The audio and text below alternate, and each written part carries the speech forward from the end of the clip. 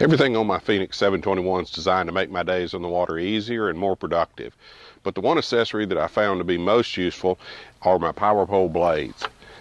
I originally bought them to use for bed fishing tournaments and when I wanted to boat stationary fishing a dock. But I've been amazed at how many different uses they have. Practically every time I'm on the water, I find a new use for them. But I really have noticed myself recently missing them on my little boat fishing here at the pond at the house. So what I did the other day was order me a micro anchor from Power Pole. This was designed for their smaller boats up to 1,500 pounds. It doesn't work hydraulically like the Power Pole blades do, but it works electrically. It's very easy to install. Comes with an 8-foot spike, and I added the clamp bracket so that I could put it on the transom without having to drill any holes and make it easier to take on and off. Today we're going to put it on and I'll show you how easy it is to install and then get out on the lake and play with it a little bit. Before we head down to the little boat to do the installation, let's take a look at the components. First of all is the spike. This is an 8.5-foot fiberglass spike. Very durable, just like the spikes that are currently on my blades. You can use any 3/4 inch outside diameter spike, but in my lake where the average depth is probably 4 or 5 feet, this is going to be perfect. When we get in the box itself, of course, we've got all our installation instructions. And we've got one of the included key fobs that'll work the remotes, as well as a dash mounted control that we can install anywhere in the boat.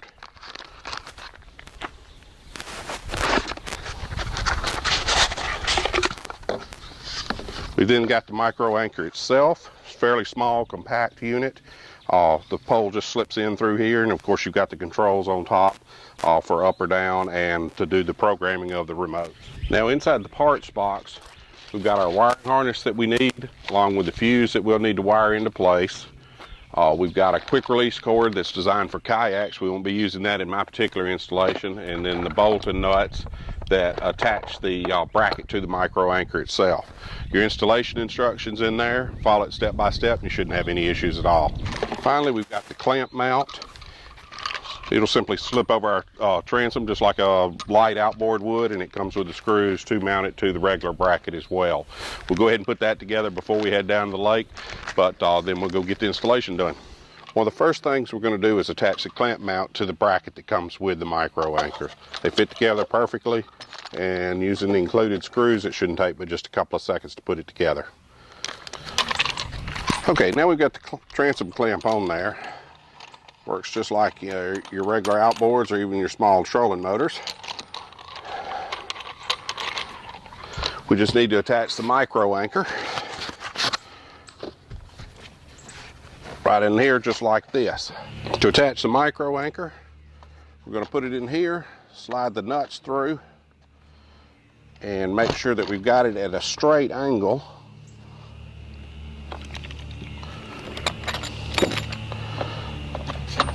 So that the unit's sitting flat when it's on the transom. Got it at that point. We'll slide the bar through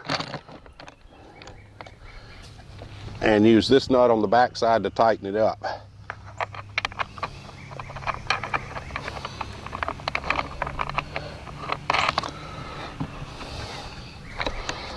Now, if we'll have that handle pointed out when we tighten it up,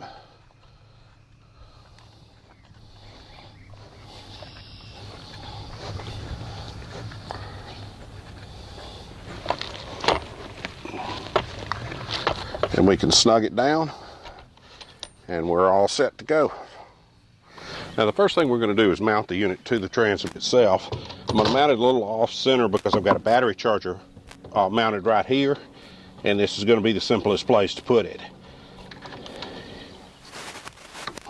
And to get it locked in position.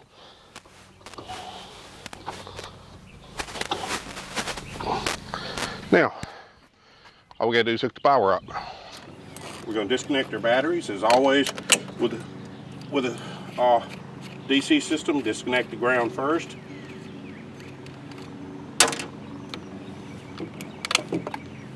Make sure we keep our leads where I know what goes back where. We're going to take our hot wire, go to the positive side,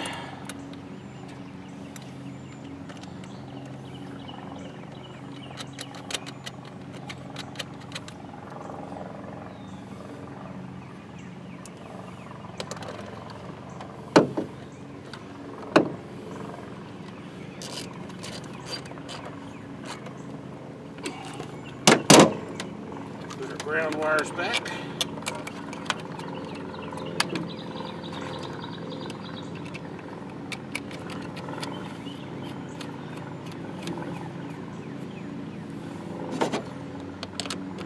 Snug it down. Now, the power cord comes with this dust cover on it, so we're going to pull the dust cover, and then the connector simply goes into the unit. Got a blinking light, so we're up and running. The green light, just like always, shows that we have our Sea Monster system running.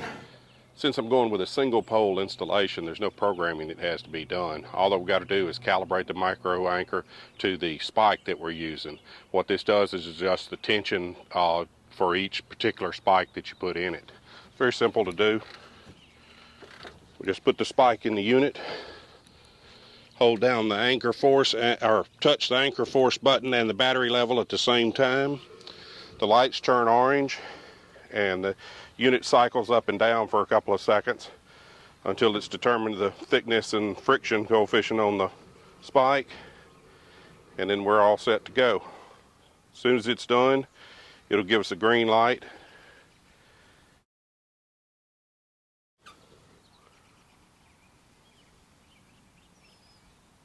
Okay, we've got a flashing green light, so we're back working.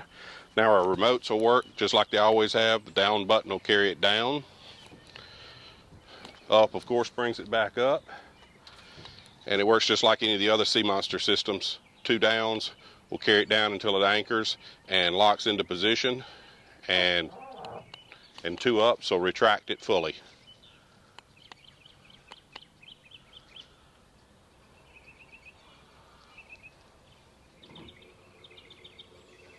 That's all there is to it. Let's go catch some fish.